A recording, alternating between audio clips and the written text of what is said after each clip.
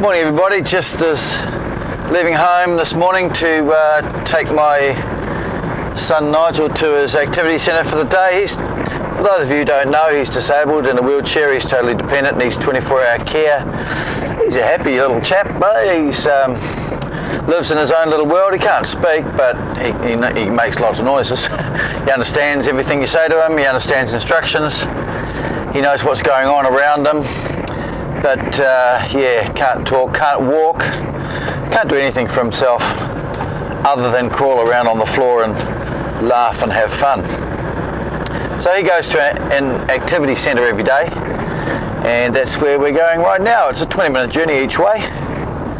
We live at Papamoa Beach. Just look up ahead there, that's where the beach is. You can't actually see it from the road because there's a strip of conservation land which is mainly sand dunes. The odd spot like just here has houses on it, but most of it's sand dunes and vegetation to stop erosion, that sort of thing. But nevertheless, we are at the beach, and we have a beach climate, nice and warm. Middle of winter at the moment here in New Zealand, but here on the east coast, North Island, at the beach, it is rather nice.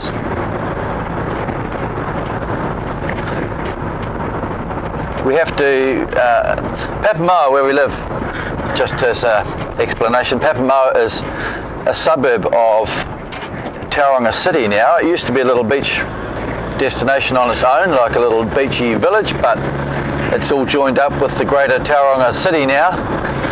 And just heard yesterday that Tauranga has been recognised as the fastest growing city in New Zealand. So there's a lot of investment being poured into the city to cope and to keep up with the massive increase in population. There's a lot of land for building, so there's new houses going up all the time, and the city is just simply spreading outwards. Unlike cities in other countries, because we have so much land available in New Zealand, we tend to just keep spreading outwards from the centre in the bungalow type housing that you can see around here. Don't have any, well, we do actually, we don't have many high-rise or apartment type accommodation. In Auckland, our biggest city, we do, and the other cities, Christchurch, Wellington, Dunedin, our other biggest cities, we do have apartment buildings, but you know, it's not our predominant accommodation, should I say.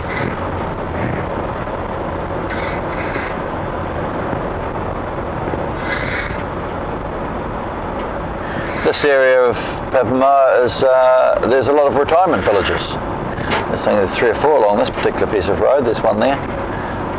That one looks like it's getting a do-up.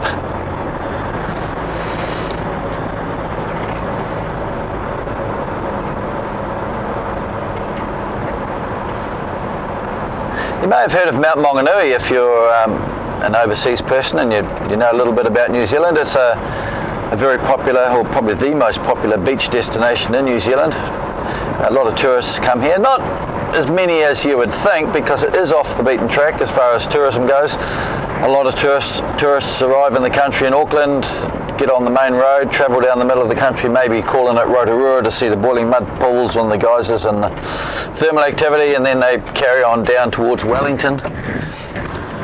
And they miss us altogether because we're out on a limb here, which is, I mean, suits us fine, we don't care. But more and more tourists are finding us and enjoying the climate we enjoy and the beach. So Mount Maunganui is, as a destination, sort of, I mean, technically we're in Mount Maunganui now. We've come out of Papamoa into Mount Maunganui, but the actual mount itself is a little bit further to my right, probably about another 5 kilometres. Called Mount Maunganui because there's an extinct volcano at the end of the peninsula. It's only 750 odd feet high, I think, so it's small. It's like a little cone. It's a cone shape. Extinct for a long time. You can climb up to the top of it and around it, and one day I'll go down there with my camera and show you what it looks like.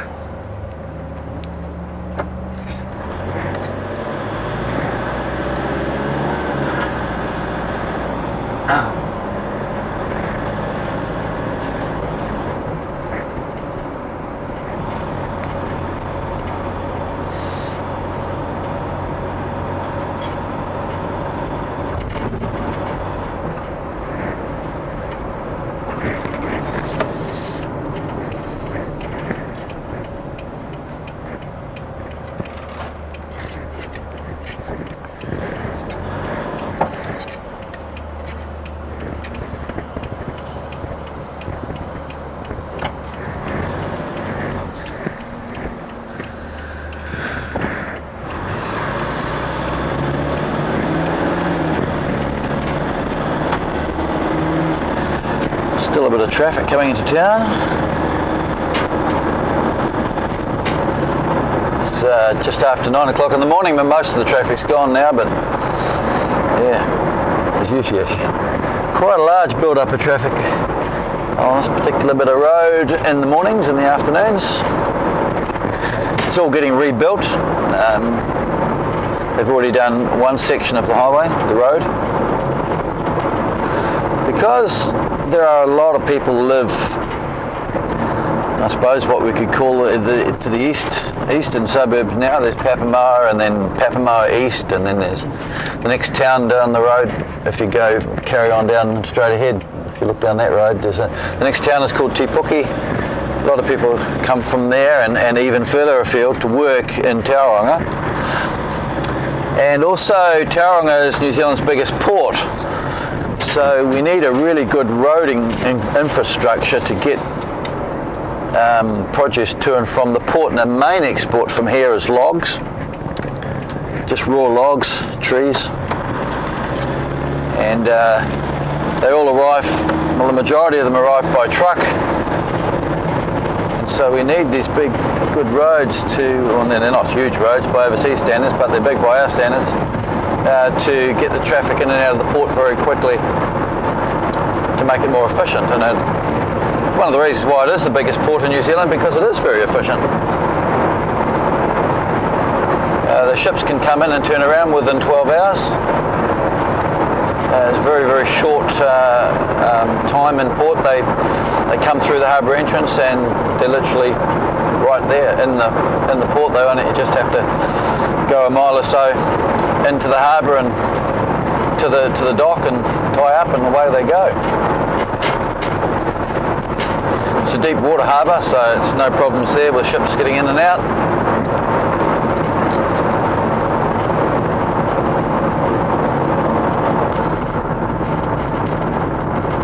What we're approaching here is the part of the inner harbour, Tauranga Harbour.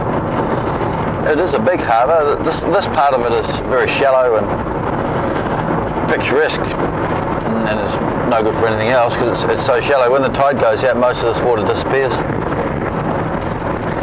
But this is a long way from where the ships come in. This is the upper harbour. Over to the left there is a suburb, or a place called Welcome Bay. Don't know why, but it is.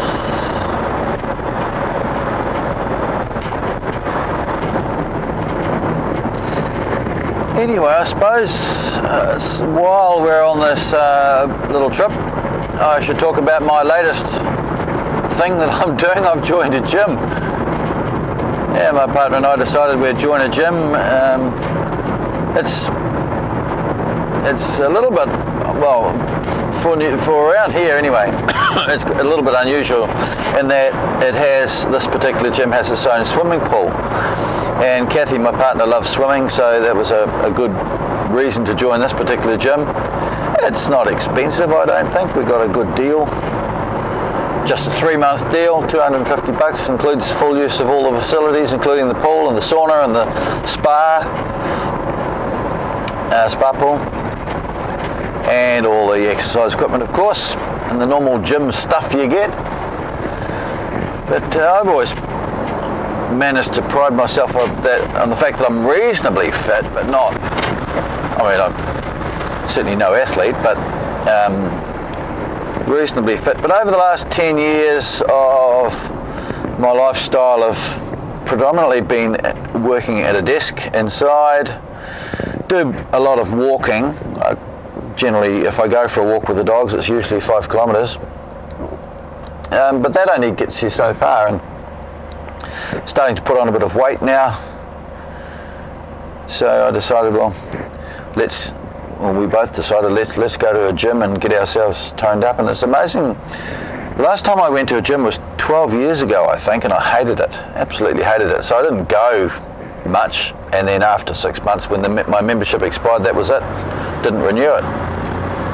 But a little bit more motivated now that I'm 12 years older and fatter, and I'm now taking medication for cholesterol and high blood pressure, so it's probably time I did something about it. I am a heart attack risk.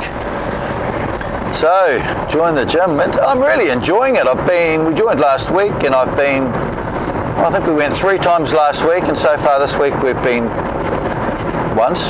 We went yesterday. I'm going to go again today, but last week, after I did the initial join up and figured out a program with a personal trainer, it's not really a personal trainer, but the trainer guy in the gym, I should say, we worked out a program, and I couldn't even do half of what he wanted me to do.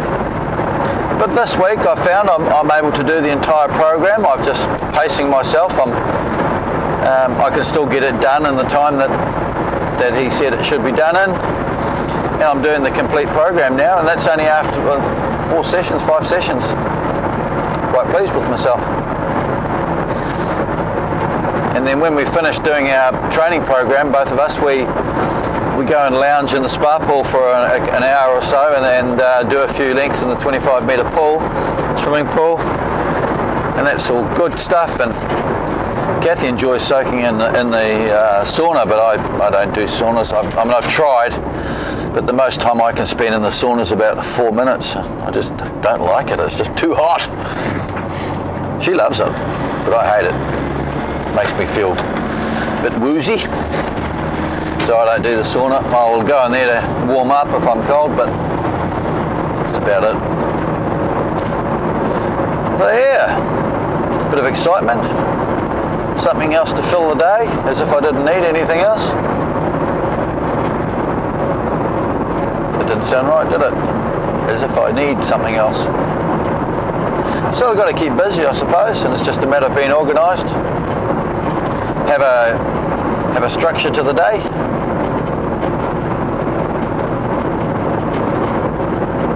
I don't need to work at a job during the day because mainly what I do gets done in the late afternoon, evening, during the night and in the morning. So I don't work during the day unless I want to. And I usually manage to do something that's income generating, but not always. Sometimes I just don't do anything during the day. It's all good.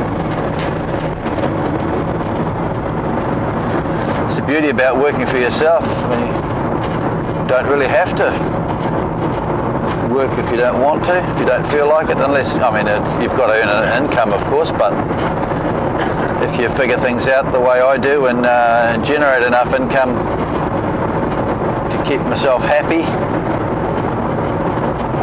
then I know I have to work to generate income some of the time, but I certainly don't have to work all the time, and that's a good thing. And the beauty is, the main thing is that I get to choose. I choose when I work. I don't work because I have to. I don't work because someone's telling me I have to work. I just work when I want to and when I feel like it. And to me, that is just fine.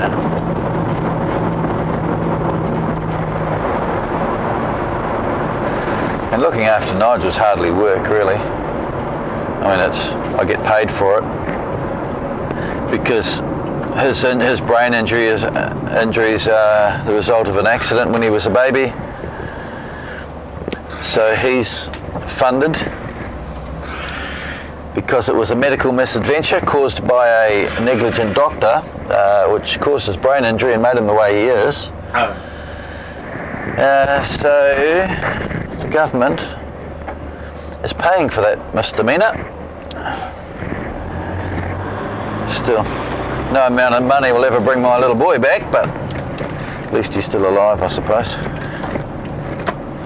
And he's happy.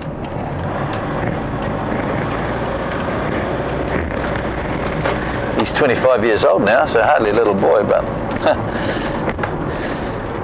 always will be to me. Sorry about the sun shining in your eyes, folks.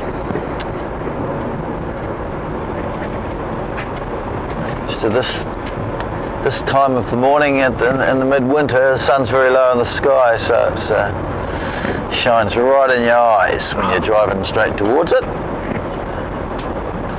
At least there's a bit of cloud today. It's not really bright and glary. Oh. There's a sign back there saying there's a TED Talk on Tauranga today. I like TED Talks, they're good.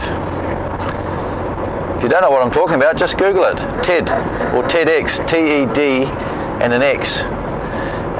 It's a, I don't know what you call it, it's a system or program where people are invited to speak on stage for, I think it's 18 minutes about their specialist subject, and that can be anything.